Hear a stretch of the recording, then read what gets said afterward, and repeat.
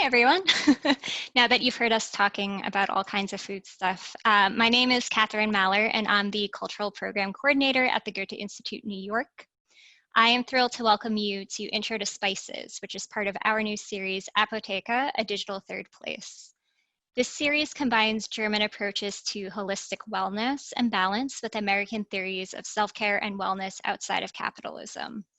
Over the next 2 months in this series, we'll be interrogating the compulsion to work while creating a communal, non-commercial digital space that allows for relaxation and pleasure along with learning and exchange.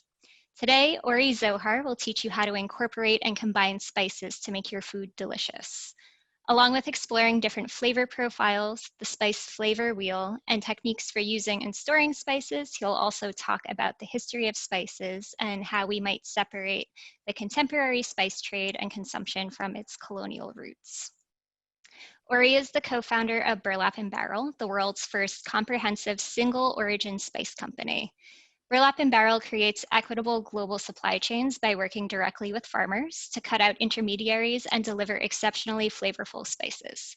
They emphasize fair pay, sustainability, and transparent supply chains, and they're beloved by professional chefs and home cooks alike. There'll be time at the end for questions, and please continue submitting your questions in the chat. I'll be keeping an eye on it, so hopefully we won't miss anything. And with that, I'll hand it off to Ori. Okay, hi everyone. Thank you so much for joining us. I'm really excited to welcome you into my kitchen here. This is what a kitchen in Brooklyn looks like, and that's about all the space that you get.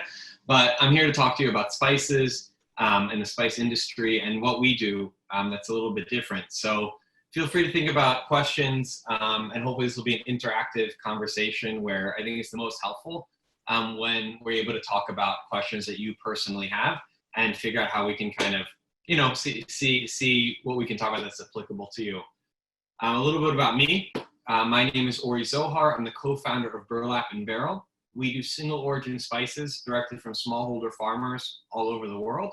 And we bring them into the US and Canada. And we sell to restaurants and food manufacturers and home cooks and everybody in between. And so just a little bit about kind of the background is that we started this 3 years ago. And the history of the spice industry has been really extractive and really kind of exploitative as, people traveled all around the world looking for spices and where are these sources from, and they were considered exceptionally high value. And for that, people were willing to go to war and colonize and do all these kind of atrocious things in there.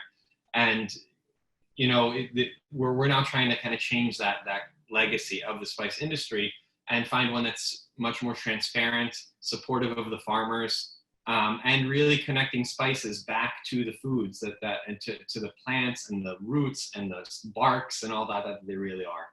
And so the first thing I just want to talk about is kind of what are spices. And we're going to walk through a bunch of different, spices and herbs and all of that today. But in general, people think about spices, chilies, herbs. What are all the distinctions? At a high level, people refer to herbs as the dried leaves of plants and spices as any other part of it. But I don't really make that distinction. So when I talk about spices, I'm referring to it categorically, kind of as everything. But what people really don't kind of see is that, like turmeric, I've asked people what that is, and they tell me it's a yellow powder. And so where does it come from? We're going to explore a lot of that in the coming hour here. And I have all these spices here behind me, and we're going to dig into them and talk through and share the stories of where some of these come from. But at a high level, spices started traveling the world. They grow in a number of kind of tropical zones across the world in relatively limited areas, end up being where spices are grown. And spices are very often grown either cultivated wildly, or even if they're grown, they're not grown in a farm, like the way that you think of like a giant farm with rows and rows and rows of crops, but they're mostly grown by smallholder farmers. Sometimes spices are their main crop, most often they're not.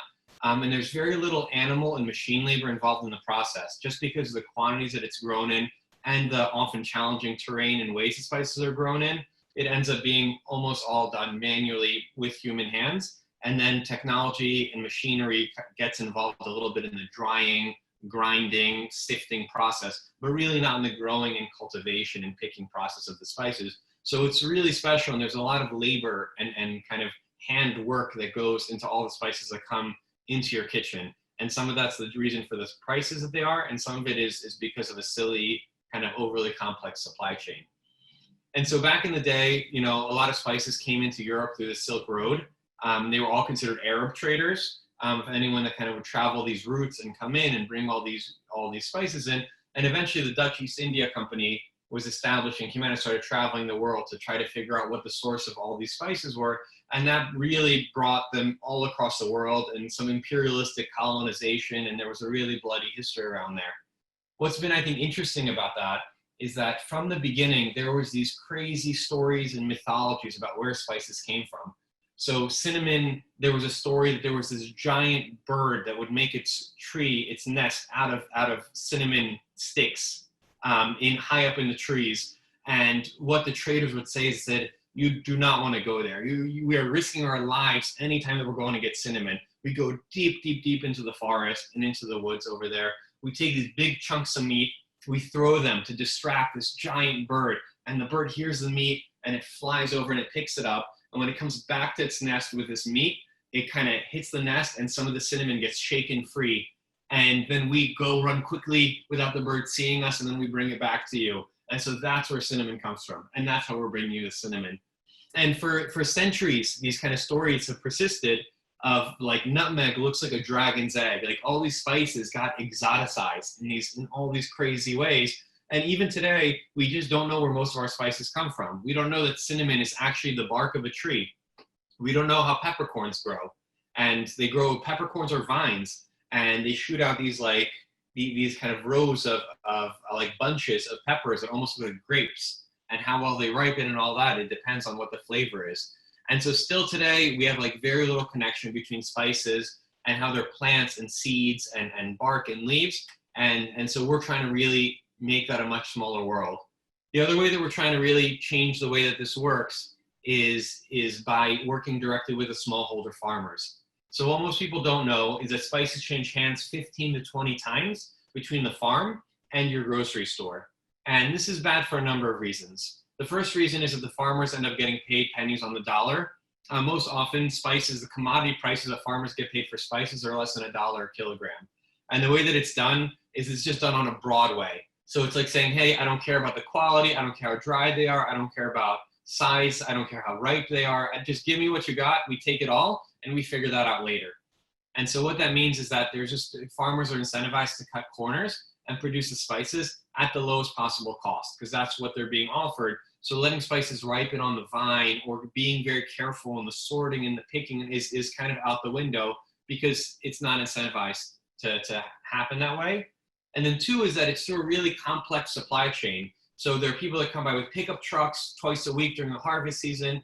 They sell to somebody who has a drying machine. They sell to somebody who has a warehouse. They send to somebody who has an export facility. They have somebody who sells it to somebody who has a shipping company, and so on and so forth. It kind of goes up and up and up and gets aggregated. And then there's a handful of massive commodity buyers that bring stuff into the US or into whatever country you're in, and then it gets de-aggregated all the way in the opposite way.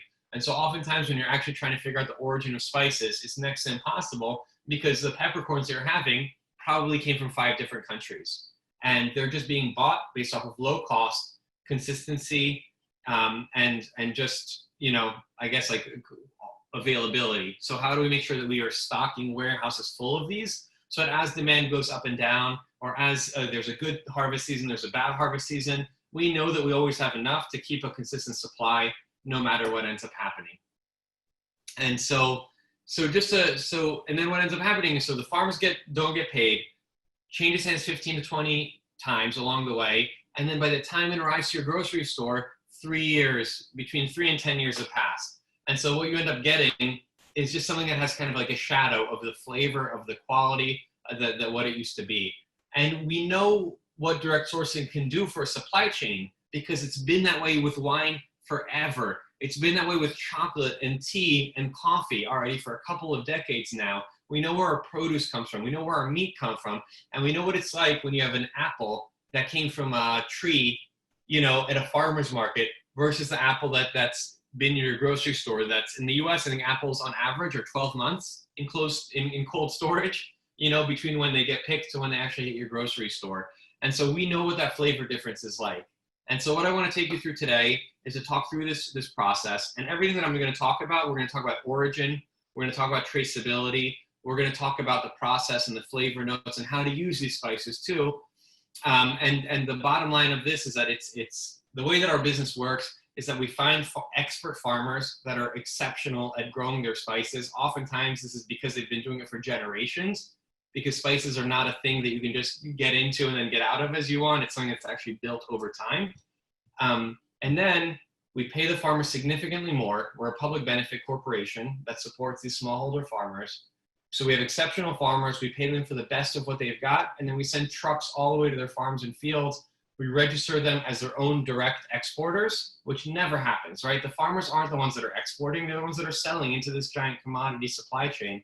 But we register them with the FDA. We send trucks to their farms and fields, and we bring stuff directly in as close to harvest as possible. And so we're really treating spices like the plants that they are, and where freshness and harvest and the process they took from the field to your kitchen really, really matters. And we think that you'll see that that's very evident in the flavor of it. But you don't have to have our spices to benefit from this. We're going to be talking about all of this. And so let's jump in. So at a high level, I think about spices in 4 categories. There's a million categories we can cut it into, but just something that makes it a little bit simpler is there's spicy, savory, herbal, and sweet. That's just like a really simple way to kind of, bring the world down. And I just want to tell the stories of a couple of these spices here. To talk about spicy, I just want to talk to you a little bit about here. This is our black Urfa chili. So if you've heard of an Aleppo pepper, right? So the naming of spices is confusing and complicated. Tella cherry peppercorns, if you've ever heard of that, is both a region in India and a size of peppercorns. What does it mean? It almost always refers to the size and not to the origin. Paprika is often graded by how dark the color of the spice is. Again, doesn't correlate to quality. Cardamom is rated by how big and green the cardamom pods are. A bigger, greener apple isn't better than a smaller, redder apple. And so you still have all these kind of long-standing kind of traditional things. So the Aleppo pepper, much of it was grown in Aleppo up until the Syrian civil war. But even back then, there was still the majority of it was still grown right across the border in Turkey, in the Kahramanmaraş area. And so where the names come from, most of the Aleppo pepper that you've had in your time has likely been from Turkey, not from Syria. And so it's confusing and challenging, but what it is signifying is a sweet, medium spicy, kind of tomatoey pepper that comes in flakes, and it's better than any kind of pizza flake, flake chili you've had at your pizza place. And so we really love it. We bring it in, we call it the silk chili, because we heard 2 stories from our partner farmers. One was that they use big silk ropes to kind of break it apart and chop up the dried peppers. And then the other story is that it has a texture that's kind of slippery, like silk, so they call it a silk chili. All the farmers that we ask about origin swear that their version of it is the only truth and no other truth exists. But what's actually really interesting is a lot more of the Urfa chili has been coming up onto the radar of people recently. And the Urfa chili is the same pepper as the silk chili. And by the way, they're all the same. Everything from bell peppers to habaneros are all the same genus of chili. But chili in general is native to South and Central America. It adapts exceptionally well. And so as it's traveled the world, it very quickly kind of changes to kind of survive and thrive in its conditions. And so you see peppers that are spicy, that are not spicy, that are large, that are small, that are thick skin, that are thin skin. But anyways, this is actually very, very similar to the Aleppo pepper in terms of the terroir, in terms of the size, in terms of the color and everything. But in the city of Urfa, instead of drying it in the sun, they dry it under these plastic tarps where it cooks in its own juices. And so the pepper develops this savory, malty, molassesy kind of character to it. And so this is our Urfa chili pepper. And what's really special about it is it's just this flavor bomb. They put a little bit of sunflower oil in it to kind of stop the fermentation and make it shelf stable. And so this is one of the peppers. But in general, just know that any pepper that you've had, the origins of it are in South and Central America. Christopher Columbus came over, eventually brought some over into Spain. They gave it to the monasteries. They started growing it. And now, what are the most famous places for paprika, which is a New World crop, is Spain and Hungary. And that paprika did not originate there, but just in Western Spain, they started, here's our smoked pimenton paprika. So just to talk about this, but then the pepper, which is a non-spicy pepper, came over through Christopher Columbus, got separated out around Spain, and for whatever reason in Western Spain, where their preservation methods were smoking over an oak wood fire, that became the method. So our paprika, also known as pimentón, that's the Western Spain, is smoked over an oak wood fire for 2 weeks. They come with big shovels and flip it every single day, and they can tell by the crunching that they hear when it's ready and when it's fully dried. And so proper paprika, oftentimes spices end up getting mixed with stuff and adulterated. There's a lot of paprika in the US that ends up getting flavored with liquid smoke, instead of actually being smoked over these oak wood fires. And so this one's really the real deal. And the Hungarian paprika is known a lot more for either being sweet or spicy or some combination of both, while the Spanish one is the namesake of it is this kind of smoked pimentón paprika. Okay, so just chilies in general, like the spicy spices are just beautiful for kicking up any flavor. If you cook with them, just a rule of thumb that I think a lot of people maybe have heard before, but chilies tend to get spicier over time. So as you're putting stuff in a stew or in whatever, it's going to be spicier on day 2 and 3 when you reheat it than it is on day 1, just because it takes time for that to kind of go all the way through the chili pepper. Let's talk about herbal spices. So I just want to talk about let's talk about these two. So flowering hyssop thyme, this is actually, herbs tend to crossbreed and cross-pollinate pretty quickly. In general, herbs so flavor and spices comes from their essential oil, right? And essential oil is the key to the flavor of the spices, and it's sensitive. It's sensitive to heat, moisture, time, what's the fourth one? Heat, moisture, time, and I will think of the fourth one. Okay, we'll come back. So the point is that herbs are a lot more sensitive to losing their flavor, and as a result, that's why so many people lean on fresh herbs. And how often have you had an oregano that just tastes like cardboard? And so one of the biggest things around that is to just make sure that your herbs are fresh, and usually herbs are less hardy against the passage of time. And so when we bring our herbs in, because we bring them straight from the farmers, we end up kind of getting a lot more of the flavor to be maintained because they haven't been mixed and gone through this whole supply chain. They end up being a lot more flavorful. But flowering hyssop thyme, this is also the main herb in za'atar. So za'atar is the popular Middle Eastern spice blend. It's a mix of an herb called za'atar, sometimes thyme, sometimes za'atar oregano, sometimes flowering hyssop thyme. It comes from a number of different areas, and it just depends, but everybody calls it something different. But this is a really beautiful kind of version of this thyme, of these long leaves that end up getting crushed down. And za'atar is just a blend of that, plus sumac, plus sesame seeds. Some people add salt, some people add olive oil. And so if you ever want to do your own za'atar, it's actually very simple to do it, and it's all based on this herb. But this just brings a beautiful herbal thing that what I love to do is one of the easiest ways to use spices is in just putting them, making your own blend. Just mix some za'atar or thyme or oregano or paprika or pepper or salt or all that, mixing it all together and then creating rubs. And rubs are one of the easiest ways to experiment with spices, because you just make this blend of whatever you have on hand and whatever you think would be fun. And then you can coat some vegetables in olive oil or use it as for chicken or fish or whatever. And that's a really awesome way to add a lot of flavor. That, by the way, spices most often don't involve salt, fat, sugar in any way. And so you can create flavor in these incredible ways that are healthy. The one watch out is that when you look at blends like Montreal steak seasoning, chicken adobo, things like that, the main ingredient is salt. And so just be mindful of your salt intake when you're using pre-made blends. Oftentimes salt and garlic are the main fillers in there, where instead you can just mix some stuff up on your own. I just want to answer 2 quick questions here.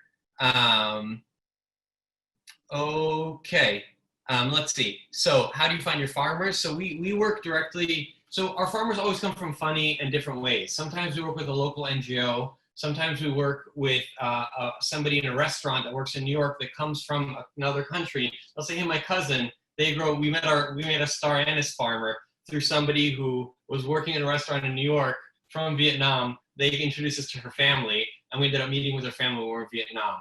Sometimes farmers reach out to us. We really just try to we don't have like a real way of finding these farmers other than just reaching out to our networks and talking to people and and getting introductions and introductions and introductions. And eventually, through government, through NGOs, through friends of friends, we end up finding with the farmers, but probably 9 out of the 10 farmers that we meet with end up not being the right kind of group for us. And so we just end up talking to them. And the farmers always end up being entrepreneurial, ambitious. They're growing spices in ways that are way better and completely not appreciated by the commodity market. So you have to be a different kind of type of person to be like, no, I don't care that you don't want to pay me more for this. This is how this spice should be grown. This is what I'm really passionate about. And so we meet those farmers and they're like, what took you so long to get here? And it's very exciting. And one of the biggest points of working with these farmers, how do you support farmers?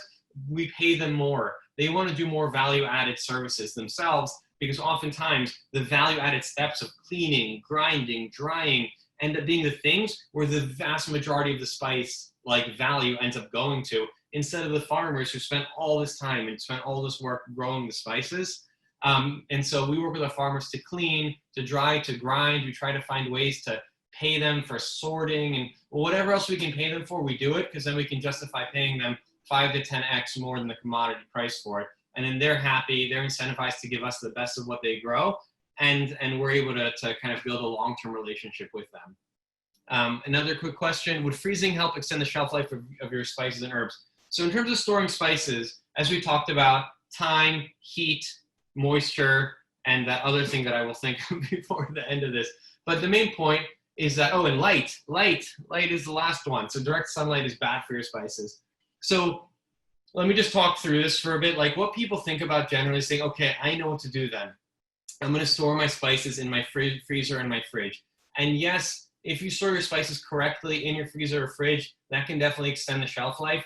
They're just, the main downside is that as you bring spices in and out of the fridge, temperature change happens, and then you can really introduce moisture into your spices. And with that's a big enemy of the spices, that they could mold or just kind of get soggy and lose their flavor even more quickly. And so if you can vacuum seal your spices and keep them in your freezer and then take them out, sure. I think that there are ways that you can make that work. What people also think about doing is they end up putting them in the darkest corner of their pantry. And I also don't recommend against that unless that's your overflow spices, because what ends up happening is you put them in your corner of your pantry and then you forget about them. And then 3 years later, you're like, I forgot I had these bay leaves back here. And you kind of rediscover them long after their life. And then the third thing what I really recommend is keeping them within arm's reach. So if spices are within your line of sight of where you're cooking and nearby, and you can always say, oh, let me grab some garlic and add it to this. It ends up being, you just end up using your spices and you don't have to worry about long-term storage of them. So yes, if you have a lot of spices, feel free to store them in a good way. But if you see them, you'll use them. And so I just recommend even keep 3 to 5 spices. In the same way that you give your salt and pepper out and put it on everything, keep your spices out somewhere near your stove, and I guarantee that they'll end up getting used a lot more in your cooking. So that's my recommendation on storage, is keep them out and about, keep them within your eyesight, and just use them a lot more often, and you won't have to worry about storage. Okay, I saw somebody ask about nightshades that are hot and spicy. Let me think about that. And if not, anyone, by the way, if I don't get to your questions, my email is ori@burlapandbarrel.com. I'm happy to talk about this all day long. So feel free to email me directly. And if there's anything I need to do more research on. Last question that I see now, and then I'll keep going. What do you do with ground black lime? Okay, I'll come back to that question. Just want to talk about oregano buds. So oregano is usually the leaf of the oregano plant.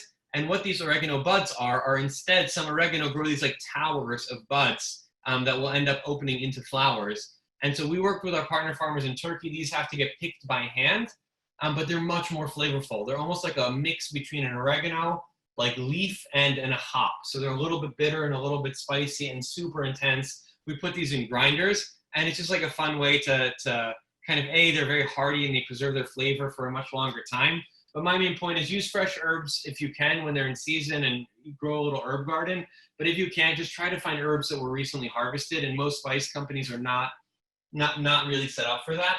What I recommend is just if spice company can tie back to origin, that's usually a very good sign that they know where it came from. They know when it was harvested. It wasn't brought through this massive supply chain. And so if you can get stuff that's tied to origin, it's already a great step in the right direction to know that your spices were well sourced and also recently sourced. Let's talk about black lime for a second. So you guys, this is ground black lime. So these are whole limes. So black lime is used a lot in Persian cuisine. They're basically dried whole limes. The lime varietal is called Persian lime or Omani lime, which we in America refer to as lime.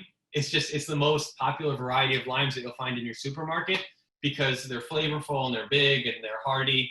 And so you take these whole limes, the whole thing is dried. It goes from green to yellow to red to black as it dries and hollows out almost like a ping pong ball. And then the whole thing, usually find them whole, and that's how they're put in stews and all that. We end up grinding them into a powder. So I'm running low on mine here, but you just get this like finely ground powder that you can see here. And our rule of thumb for using this is actually similar to how you use cured sumac, because sumac is sour, tart, and bright. And by the way, sumac is native to North America, and you see wild sumac growing all over here. And at least on both coasts primarily. It's not poison sumac. Poison sumac is related to poison ivy and poison oak. This is a totally different plant, but this is also a sour tart fruit of a plant that ends up being ground down also into a powder. Ours is cured with a little bit of salt added. It's a little more plump and has a better texture and flavor, but these are our two sour spices. And the good rule of thumb here is that these are flavor kind of like enhancers. So think about these anywhere we'd use to squeeze a lemon or lime. This is really where you'd end up using these. Oftentimes at the end of a dish. You can use it while you're cooking. It just ends up really permeating and kind of taking over a sour citrusy flavor. If you want that, great. But what most people do is they'll sprinkle this on top of guacamole. It's great on as a chicken rub, by the way. It's really great as a topping for hummus and baba ganoush, great in salad dressings. And so these are, but really rule of thumb is anywhere where you could use a squeeze of lemon or lime.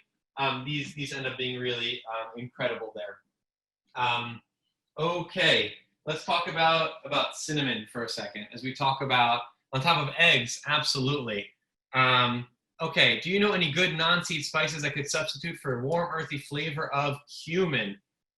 Excellent question. You know, so a couple things. We're actually going to be bringing in the next couple months spruce tips. So think of it almost like a pine tree, but these are the young tips of the spruce tree that end up being kind of a piney herbal flavor. Honestly, juniper might be an interesting thing to mess around with because I think it also has some of that flavor. Also, by the way, if anybody else has a good answer to any of these questions, throw them in the chat, you know? And then I think that maybe like looking at other herbs, almost like a thyme, would also be like a kind of nice substitute for it.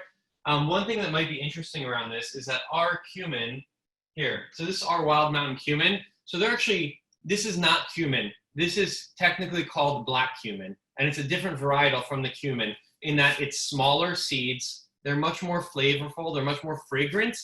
And maybe that won't be, they are still seeds. So if there's a problem with seeds, then this won't work. But these are we really love these. And one of the biggest benefits of this is that they're small and softer. So you don't need to grind them and you don't need to toast them. And you can just put them directly in rice or in dishes and they kind of melt into the dish, which is really, really wonderful. Okay, I want to talk about sweet spices. So let's talk about cinnamon for a second. And so cinnamon, what is it? We talked about it's tree bark. And so there are 4 varieties of cinnamon, but there are 2 that we primarily consume. There's the Cassia and the Ceylon. And the Ceylon cinnamon is what's known as, the Latin name is Cinnamomum verum, or true cinnamon. And this primarily comes from Sri Lanka. That's where it was originally grown, but now it's been planted and picked up and moved to other countries. It's the primary cinnamon in Mexican cuisine. And the main reason why people love it are 2 reasons. People that have liver problems, there's an element in Cassia cinnamon called coumarin that some people that have trouble digesting with filtering things out with their liver, this can be toxic to them. And so very small percentage of the population. But the other reason is that it's less sweet and it's much more citrusy and complex and subtle. And so it complements flavors really well. The cinnamon verum or the Ceylon cinnamon is really beautiful for savory dishes where, you know, those lamb tagines, those moles, those like whatever you want that's kind of with that savory application of cinnamon, it's perfect for it because it doesn't dominate the dish the same way that Cassia cinnamon does. And so that's one of my favorites for things where you want kind of cinnamon to blend and to work with all the rest of the flavors. This is Cassia Cinnamon, although some people argue that this is a different type of cinnamon, Luraroi, which is specific to Vietnam. And this is Vietnamese cinnamon, but this one is known for being sweet, incredibly sweet, and even spicy. And Vietnamese cinnamon is known for it being a little hot. It's like almost like a red hot, or like the Wrigley's big red gum that you taste that cinnamon. This is that in an incredible way. And so this cinnamon dominates. And so it's perfect for sweet dishes where you want the flavor of cinnamon to just cut through everything. And this is like, you can even just put a little bit of this in hot water and you have a beautiful cinnamon tea. Something that's really interesting in cinnamon is that because it is tree bark, the length of time that the tree is grown and how it's grown really matters. And so we bring in our Ceylon cinnamon. We call it cinnamon verum from Zanzibar, where they use a technique called coppicing, where they have one tree and they cut it in a way that it grows many branches low to the ground. And so they let each branch grow for 6 to 8 years before they harvest it, which is the peak flavor for the cinnamon verum. And so they don't have to take down the tree itself. They're just able to take down a branch when it hits maturity, but the trees get to keep growing and keep replenishing their branches. In general, by the way, the cinnamon, they take down the tree or the tree branch, they remove the bark off the tree, and they shave off the external bark because that can be bitter. And we have this intermediate bark, and that's the cinnamon that we have.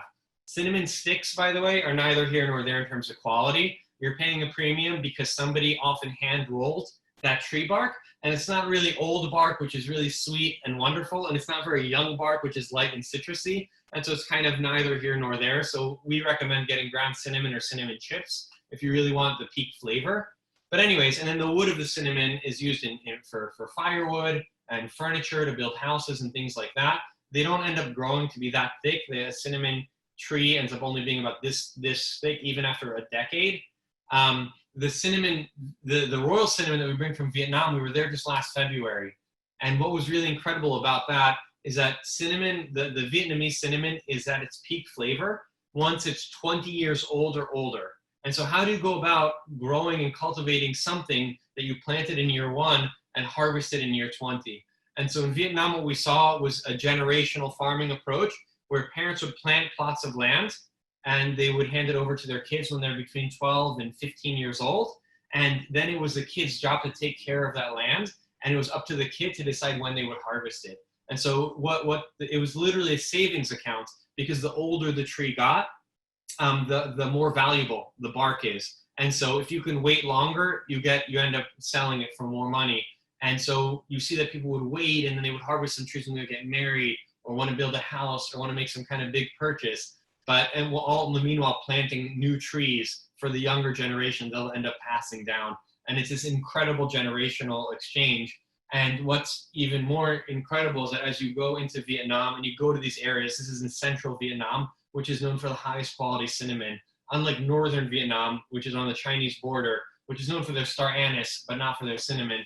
But you grow there, and you within a mile of the cinnamon fields, you end up just being inundated by this incredible, incredible smell. And a project that we worked on with our partner farmers in Zanzibar is that cinnamon trees have cinnamon leaves, and cinnamon leaves are often thrown out or used for composting for the next harvest of the trees. But if you ever go into an Indian grocery store and you have bay leaves, these are not from the laurel bay tree as they are in most of the rest of the world. These actually come from the cinnamon tree. There's a third variety of cinnamon tree that is harvested only for its leaves, and they're actually a beautiful bay leaf alternative. They're a little bit less herbal and mentholy than bay leaves, and a little bit more like you just get the cinnamon aroma, and it's used beautifully. So we have just a small, we're getting we're restocking these very shortly on our website. But one of the ways that we work with farmers is to try to find things that would traditionally be thrown away and instead buy it from them and use it as a spice. And so we're doing the cinnamon tree leaves, and we're just getting in our first shipment of nutmeg fruit. And so if you've ever seen how nutmeg grows, it really does look like a dragon's egg. But you have this fruit on the outside that's almost like a plum, like it's like a yellow kind of plum looks like. And then on the inside you have mace, which are these red veins. And then there's a hard nut, like a shell, and then inside is the nutmeg. And so typically the mace is harvested, the inside of the shell is harvested, but the fruit is thrown away. Okay, so let's see. Okay, what were we talking about? Another fun thing that I just want to tell you a little bit about here is this Icelandic kelp. And so This is really in like the savory area. Kelp, in general, kelp, super high in protein.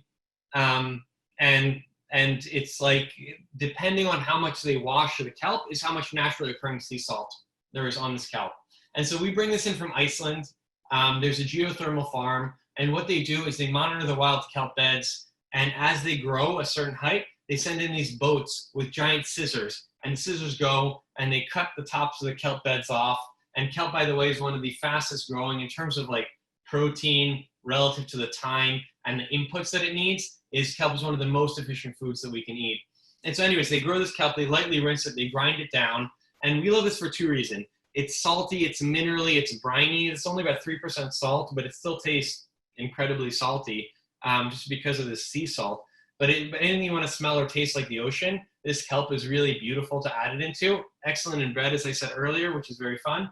But the other thing is that kelp is the source for carrageenan, which is a natural thickener. So the reason why your soy milk and almond milk that you get from the store doesn't separate is typically carrageenan is used to kind of hold it together and as a thickener and as an emulsifier. And so this, if you replace your salt in a recipe with this, it ends up also having that thickening, emulsifying effect to it. And so I really like it even in like curries or tomato sauces or whatever for adding like a nice kind of minerally briny complexity to it. And for also thickening it really nicely. Okay. I'm talking about a lot of stuff, but let's talk just really quickly. Questions, throw them at me. If there's anything, just let me know. Type them in and we'll answer them and we'll get to them. Okay, what else do we want to talk about? So what I want to talk about a little bit is just kind of three really easy ways. What time are we at? Okay, I want to leave time at the end a little bit. So I want to talk about three easy ways to integrate more spices into your cooking. I think a mistake that a lot of people make with their spices is when they look at spice, they look up a recipe.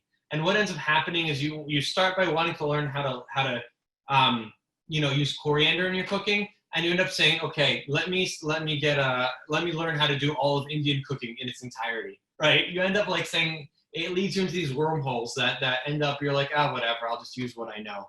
Or you end up using blends that are good for everything, but blends are primarily salt. And so again, just be mindful of the ingredients in the blends, and it is very, very easy to make your own blend. And so the first way that I like to do is to make your own blend. And so let's talk a little about grinding spices if you want to do that. So spices, in terms of grinding them, there are a few really easy methods. Method number one is in a coffee grinder. And so if you have those like blade grinders, they're pretty good. They handle a pretty wide variety of spices and they're very effective at it. The one thing that I would recommend for you is to get one of those grinders, those blade grinders that have different cups in them, because spices are going to leave the flavor, and in fact chilies will leave heat on the grinder blade that's very hard to clean. And so you just want to have a coffee grinding cup and a spice grinding cup, or even go further out than that, unless you want your coffee to taste like cumin, which actually is surprisingly good. I've accidentally found out. So that's one, is a coffee grinder, and you can often get these for like $20 off Amazon or whatever your local store is. Way number two is to just take an old grinder, like a grinder like this, which is kind of fun. You can just take any grinder, take the top off, and I don't know why, but people never put anything other than peppercorns in these grinders. And so I like to put in coriander, white peppercorns, throw cardamom pods in there, throw thyme, throw herbs. And what you end up doing, one of the secrets that a lot of restaurants have is they have their own like umami blend, which is their spice blend that goes on everything. And so just throw some whole spices in there and then grind it to order, and you'll be really happy about it. And then the third way that I just recommend is a mortar and pestle is always like very effective. And IKEA sells a surprisingly effective mortar and pestle for like $16. And so, or find your local grocery store. And then the last way is food processors or blenders will also work in a pinch. Blenders just have a certain minimum, and same with food processors, that they kind of might not get everything. But then you can just grind some amount, put it in a little cup, store it near you, and just start sprinkling it on everything. Let's just take a quick look at the questions. What would you do to kelp besides bread? I like to do still chili or any chili flakes in bread because I think it's a little bit fun. I think garlic is always exceptional in bread. And honestly, any herb that you can think of always makes me happier, whether it's oregano, thyme, rosemary, sage, whatever you got ends up being really, really wonderful in bread. And you can also do like sweetbreads if you want, not like the animals, but you can do stuff with cinnamon, with ginger, with cardamom. There's a number of famous like cardamom Nordic cuisines that have cardamom buns that are exceptional. The New York Times, I know, has an excellent recipe for that. But I love to mess around with bread. Oh, so this is what we're talking about. What to do with, so how to integrate spices into your cooking. So one is blending, and kind of do your own homegrown blend that you just like. You like things that are spicy, throw chilies in there. You like something that's herbal, throw herbs in there.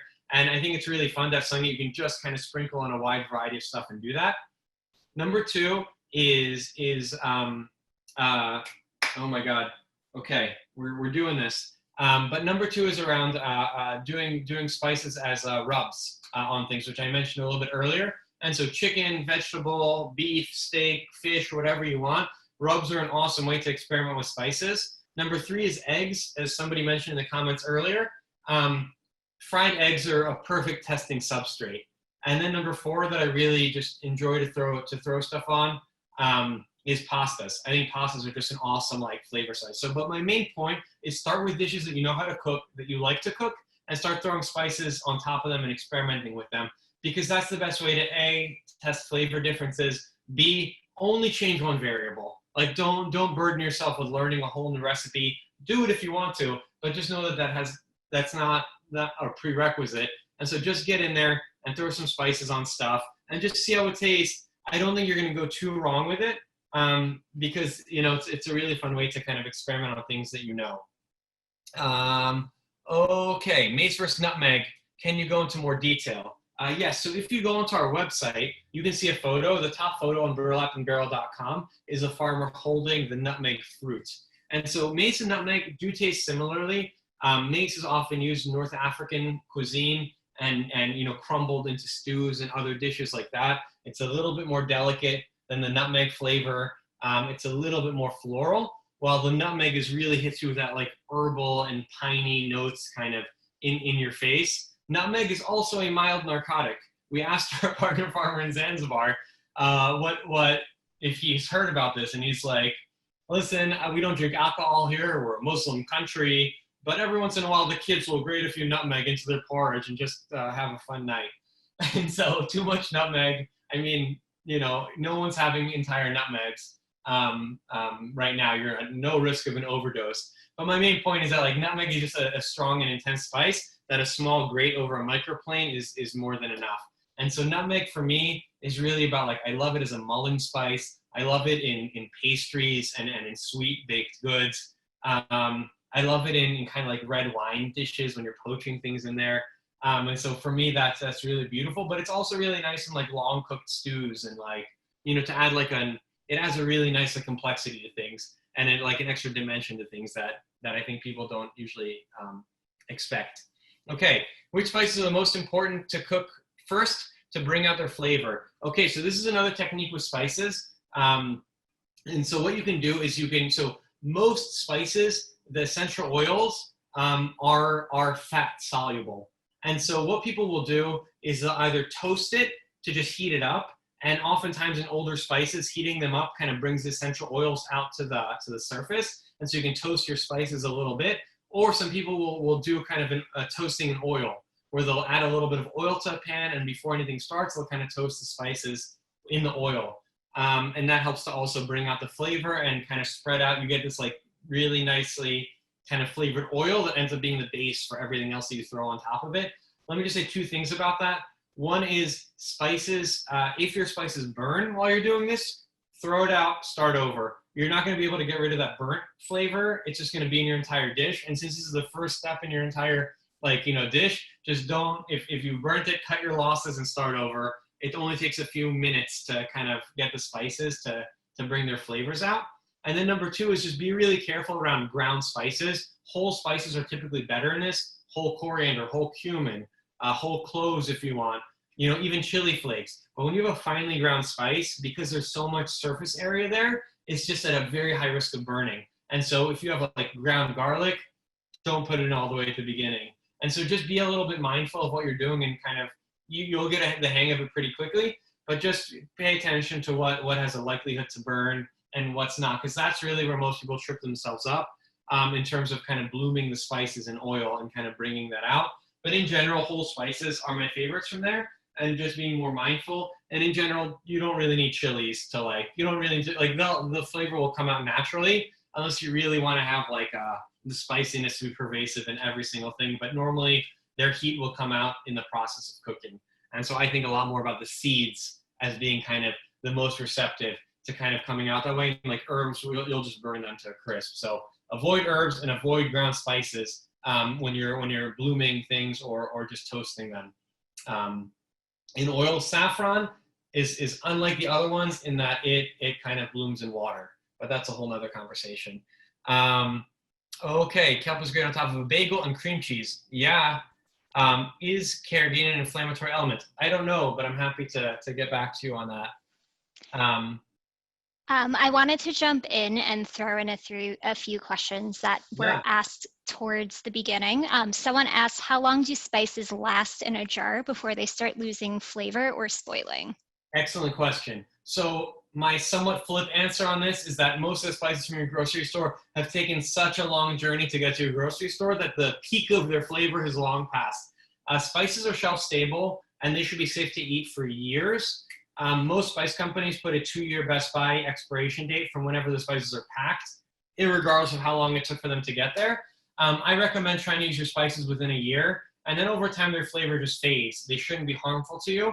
And so if you have a bunch of spices you don't know what to do with, make your own blend with them that you start just keeping by the salt tin or whatever you have and do that. So, but in general, try to use them within a year of opening your jar. Another person asked, and you referenced this question before, so I'm going to bring it back around. Something that is a good hot and spicy spice that's not a nightshade. Yeah, let me get back to you on that. If you email me, Ori at burlapandbarrel.com, let me do some research and make sure that I'm recommending something that is not a nightshade. And so yeah, for dietary restrictions and things like that, I like to be careful when answering that to not send people down the wrong path. But feel free to email me and I'll give you a fully researched answer. And someone asked if you carry saffron and where is your saffron sourced? So we do carry saffron. Let me tell you a short story about saffron that ties to adulteration in spices.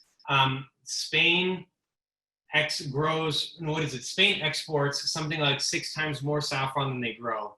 And what ends up happening in saffron? So saffron is the stamens of these flowers, the crocus flower, that opens up and has 3 threads, 3 of these like tiny little hair, thickness threads. And to get the saffron, to harvest it, it only flowers once a year. You have to grab it before sunrise so that the threads don't risk drying out. And it's a 100% manual operation. Like people go through the fields and pick them just as the flowers open. And because of that, saffron is really expensive because of how little it takes, how little each flower produces, and how much it takes to produce whatever is in your jar. In general, by the way, 1 thread of saffron per serving is a pretty good ratio for using. So Spain is known for the highest quality of saffron. A lot of the saffron that's sold out of Spain or even marked as Spanish saffron is not from Spain. In the same way that people tested oregano in the US and found out that 25% of the oregano was adulterated with other non-harmful stuff like strawberry leaves and olive leaves and other stuff like that. So that's one of the issues in spice supply chains is when you have a really long supply chain, it's hard to make sure that nobody along the way ended up throwing some other stuff in there. We bring in our saffron from Afghanistan, which is in kind of an up-and-coming saffron country. My co-founder was an aid worker in Afghanistan. So that's how we got into this. We've been friends for a long time. He was a chef turned aid worker. I was always eating whenever he was cooking when he was a chef. And I come from a business and operations and entrepreneurship background. And so we together started this business. But we bring it in from Afghanistan, from a nonprofit that works on removing mines. There's still a fair amount of land that potentially has mines. So they demine this land, bring it back, turn it back over to the farmers. And so there's a lot of saffron cultivators that are taking advantage of that. Iran grows 90% of the world's saffron. And so it just ends up getting kind of like laundered through Spain in many cases. But Afghanistan has been growing really high quality saffron in the past few years. And we're really happy with the quality we've been getting out of there. Awesome. A question came into the Q&A from Sandy that when you were talking about cinnamon, you said something about the liver. And she would like a clarification. Yeah, so the like active compound in Cassia Cinnamon is called coumarin, and I can get back to you with the spelling on that. But some folks that have liver difficulties avoid, this is a doctor prescribed thing that just says being mindful of cinnamon, because it ends up getting filtered out by your liver. And if your liver is not functioning at 100%, and again, not a doctor, but if your liver is not functioning at its full capacity, that could be challenging for your liver to remove from the bloodstream. And so that's where people that are concerned about that end up looking for Cinnamomum verum or Ceylon cinnamon and use that as a replacement for all that. And if you're interested, again, email me. I'll send you some more reputable articles about that you can read and kind of judge it for yourself on what that is. But that's the kind of spicy, sweet component in cinnamon.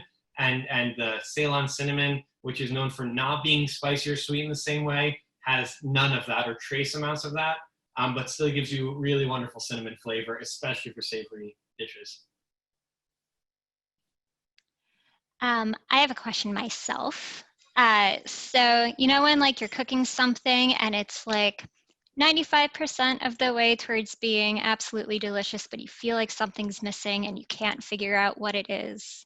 Do you have any like go-tos for figuring out what aspect of the flavor profile is missing?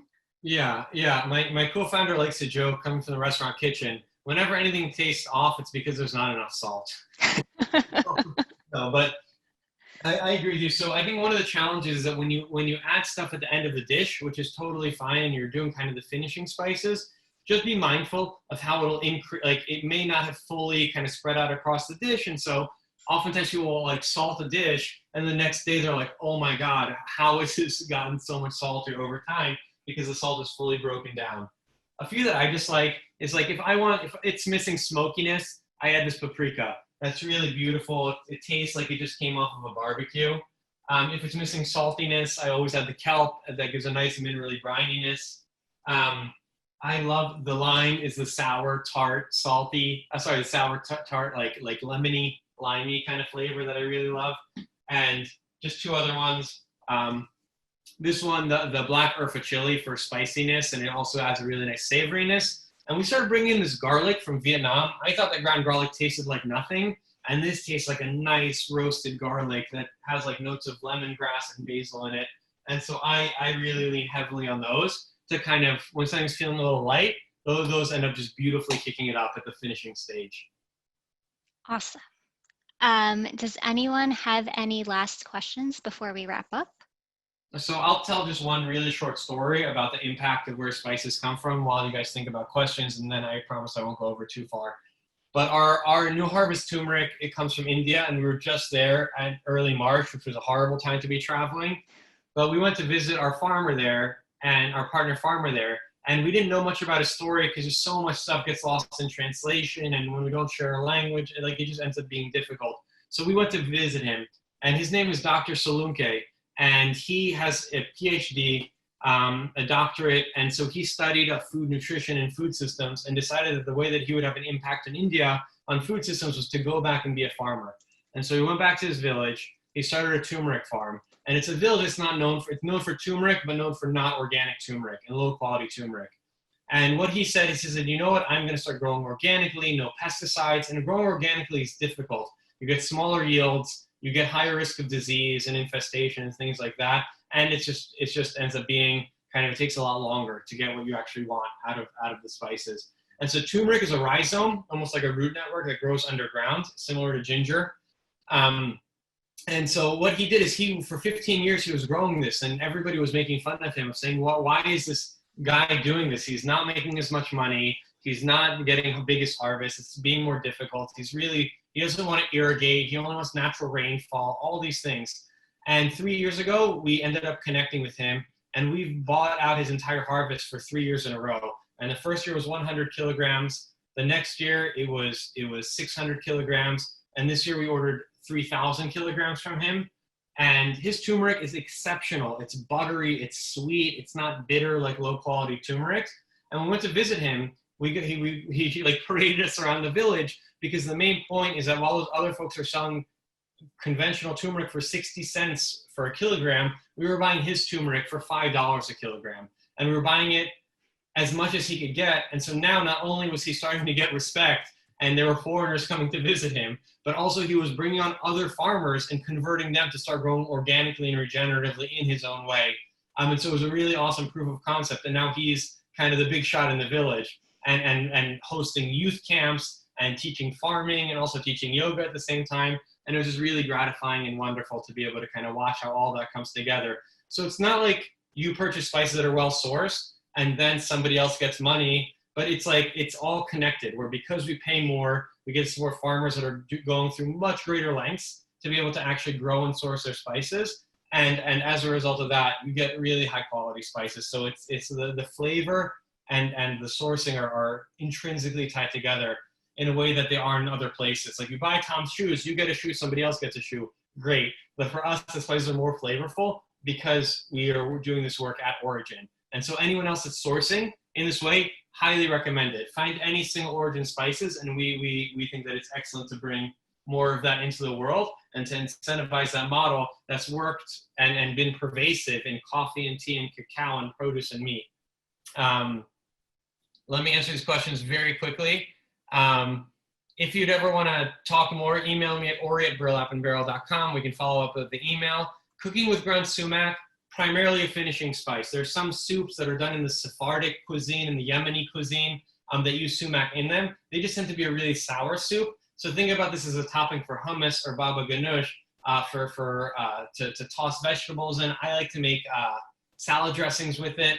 But I think sumac is really versatile. Think about it where anything, it could be some sour tartness. Use it to rim a margarita glass if you're feeling crazy. But just get in there and experiment with it. All right. So I think that's it for questions. For folks who would like to watch this again, because there was so much good information, it did stream live on our Facebook page. It will stay there, and it will also be uploaded to the Goethe-Institut New York's YouTube channel. I'll be sending a follow-up email to everyone who attended today with all sorts of links from both me and Ori, so you'll have access to the video, probably some tidbits from Ori, as well as his contact info, so you can actually email him about any burning spice questions. I will also be including information about upcoming Apotheke events. Starting next week on Mondays, we're having free yoga classes at 6 p.m. So I hope that you'll join us for that, as well as some of our upcoming events in July. And Ori, do you have any parting words? No, thank you guys for your interest in this and for joining in this. And I think that together we can hopefully change how commodity spices are sourced and introduce a new way of working directly with farmers, paying them fair rates, and bringing much better spices into your kitchens. So thank you for joining. Yeah, thank you, everyone. Thank you, Ori. This is super informative. I'm always happy to hear about things that are beneficial for everyone. So the farmers and the people get to enjoy delicious spices as a result of fair trade and everyone getting their equal share. So fantastic. Again, thank you. I hope everyone has a wonderful evening. I hope this has inspired you to cook like the most delicious dinner of your life. Experiment with your spices, and we hope to hear from you soon and see you at the next one. Bye.